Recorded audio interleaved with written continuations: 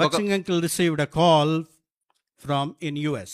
ఒకప్పుడు సహోదరుడు భక్సింగ్ అంకులు అమెరికాలో ఈ యొక్క పిలుపును వింటూ వచ్చాడు. The call was from White House. White house నుంచి ఈ యొక్క పిలుపు వస్తూ వచ్చింది. And they called him and said, this is a call from White House. Are you brother Buxing? ఈ యొక్క మేము వైట్ హౌస్ నుంచి మీకు పిలుస్తూ ఉన్నాం, మీరు బ్రదర్ భక్సింగ్ గారా అని అడుగుతూ వచ్చారు. Yes, I am brother Buxing. నేను సహోదరు భక్సింగ్ అని చెప్తూ వచ్చారు. Then they said, this is a call that you are invited to pray in the White House during the breakfast time. మేము అల్పాహారం భుజించే సమయంన మీరు ప్రార్థించడానికి మేము మిమ్మల్ని ఆహ్వానిస్తూ ఉన్నామని పిలుస్తూ వచ్చారు. Then you know what did the uncle say?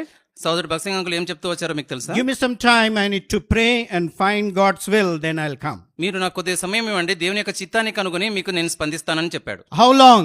ఎంత సమయము? I need some time, I cannot tell.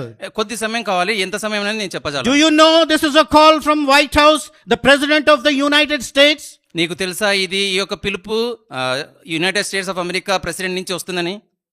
I do not know the call is from White House or Black House.